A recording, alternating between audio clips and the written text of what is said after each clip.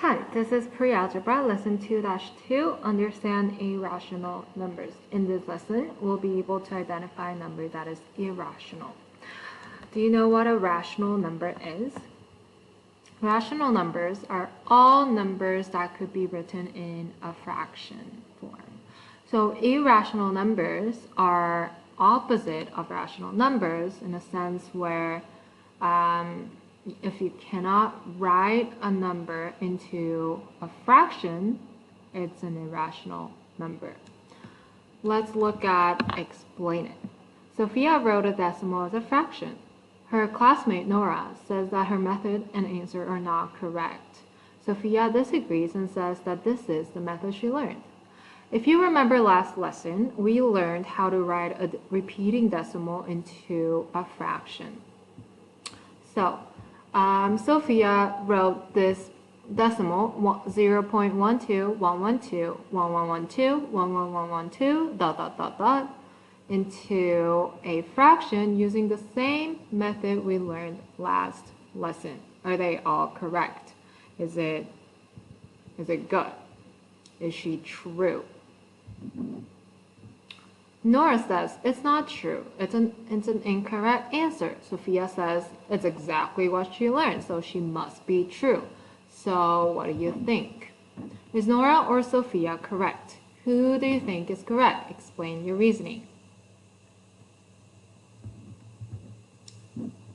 First of all, is this the correct steps to write a fraction? To convert a decimal into a fraction? Yes, this is the correct step to convert a repeating decimal to a fraction. But second of all, is this a repeating decimal? It looks like it has patterns, and some digits are repeating, but is it really a repeating decimal? This is actually not a repeating decimal. So you cannot say this is 0.12 repeated, because if you repeat 0.12, it's 0.121212, but this is not the same as that number, right? So you cannot treat this as the same as that. So it's not a repeating decimal. So how do we explain this reasoning? Why is she incorrect? Well, there is a pattern, but does that mean it's a repeating decimal?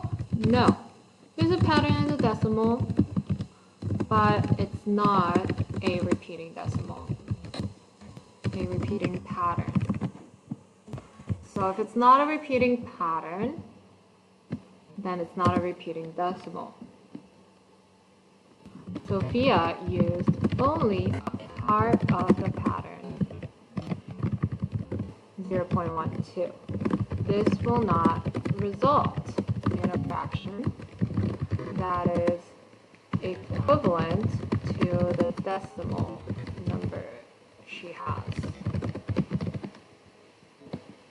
Okay?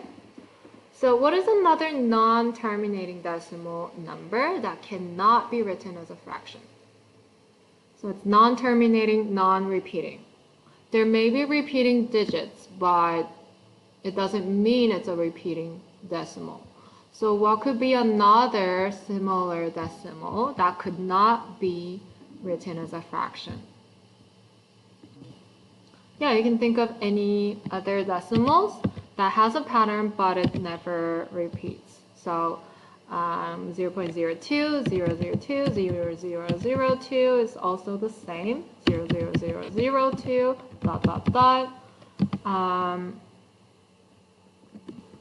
We can use the same digits, but the pattern does not repeat.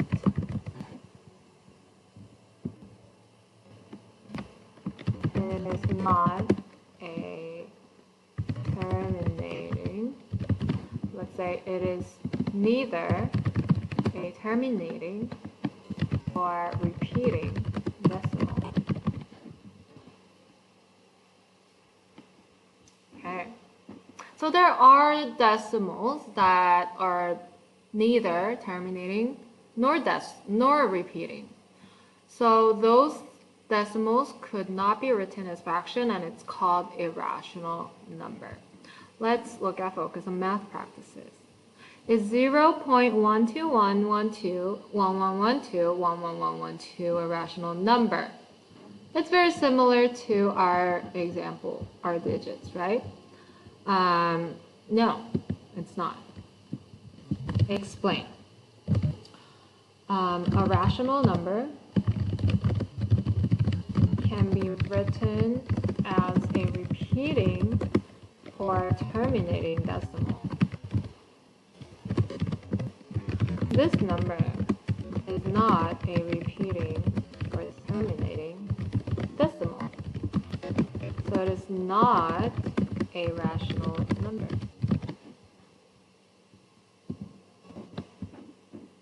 Okay. So in this lesson, our lesson essential question is, how is an irrational number different from a rational number? How could we classify the numbers? So let's look at example 1. We're going to identify irrational numbers. So rational numbers include all of these numbers. It includes integers, includes whole numbers, it includes natural numbers. So natural numbers is part of whole number, is part of integers, is part of rational numbers. Okay? So rational numbers could be a whole number, it could also be integer, it could also be rational numbers, but some rational numbers cannot be integers. Some of them cannot be whole numbers, some of them cannot be natural numbers, so it doesn't go the other way. Okay? So like 0.75, that is not an integer. Wait, no, that is not an integer. Negative 16/4 is simplified to -4. Integer has to be a whole number, but also including the negatives. So that's -4. So if it's a nice little whole number and it's also negative, that's also an integer. Whole numbers do not include a negative number. It includes positive and 0. Positive counting numbers and a 0. Natural numbers are just positive counting numbers, okay? But rational numbers could be decimals and fractions, so it's a much bigger group than the other three. So how would you classify the number 0.247583226 ... which is not a terminating decimal, or it's also not a repeating decimal? How would you classify this? Is it a natural number? No, not a whole number, not an integer. Is it a rational number? No, it is not a rational number. It cannot be written as a fraction. So then we need another classification.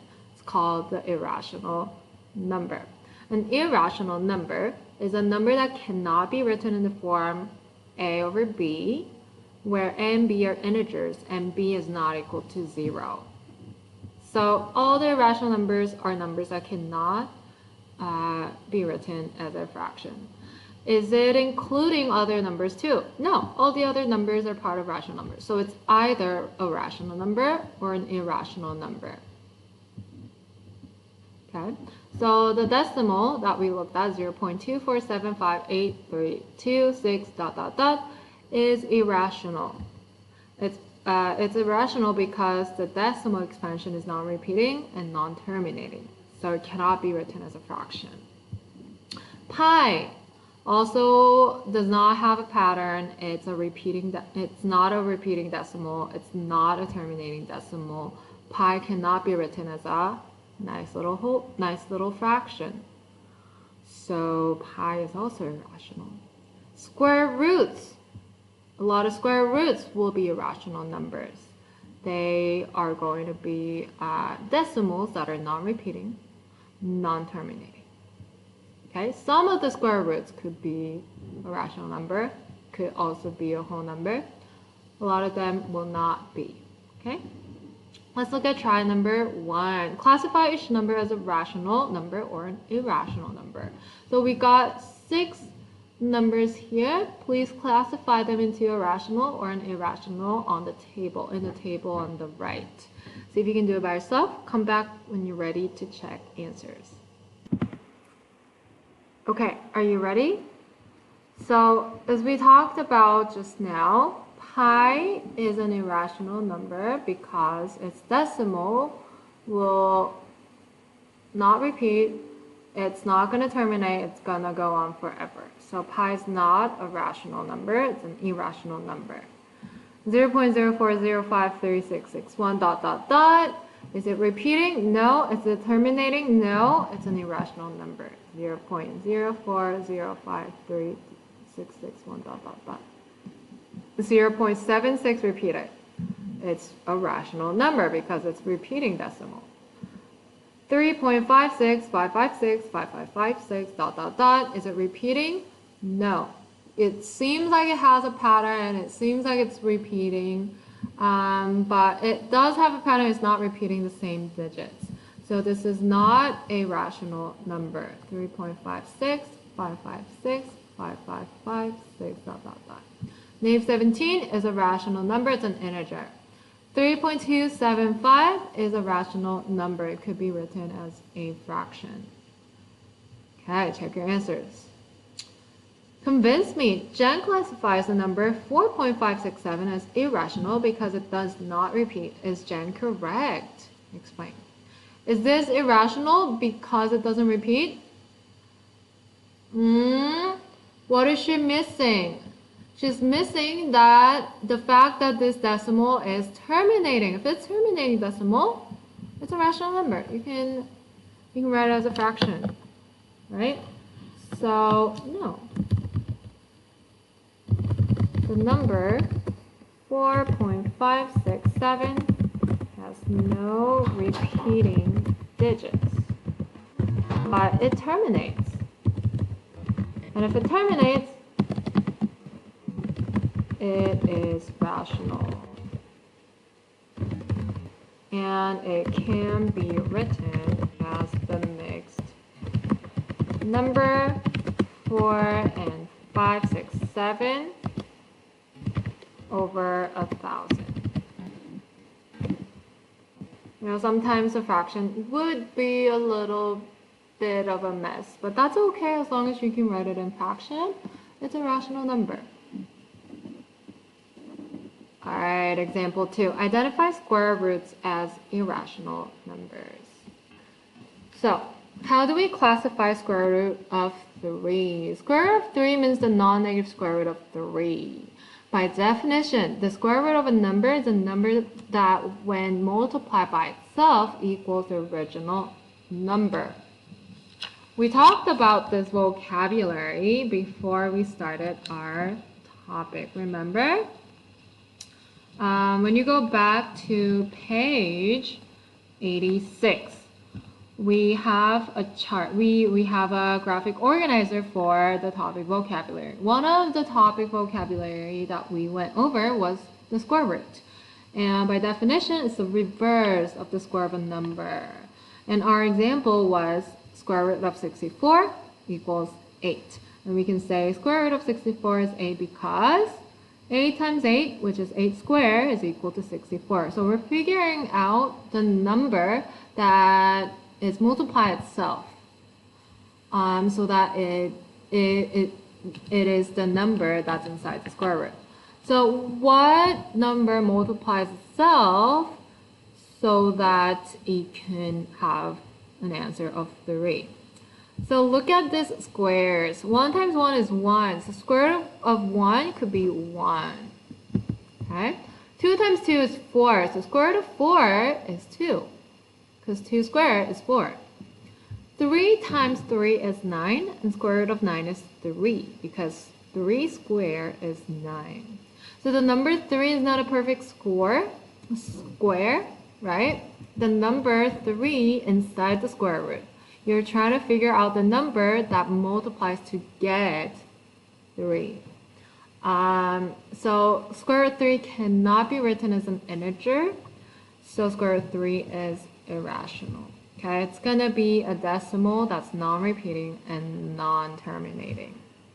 The perfect squares are a perfect square is a number that is the square of an integer. So 1, 4, and 9, they're the perfect squares. which means your square root of that perfect square will be a nice little whole number. But 3 is not a perfect square. It's an irrational number. Let's look at example 3. Classify numbers as rational or irrational. Classify each number as rational or irrational. Explain how you classified each number. So classify these numbers.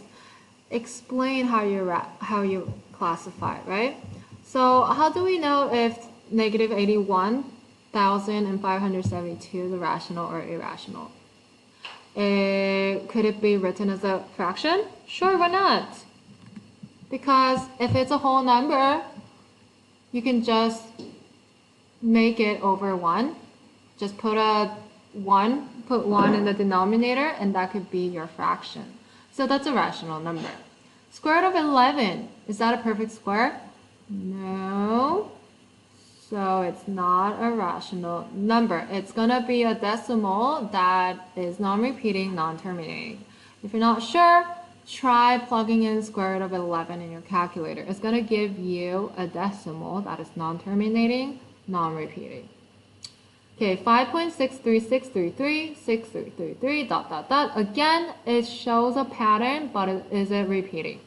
No, there are no same digits that are repeating over and over again.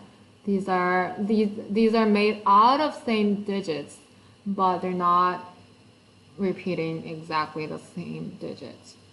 Okay, so it's irrational.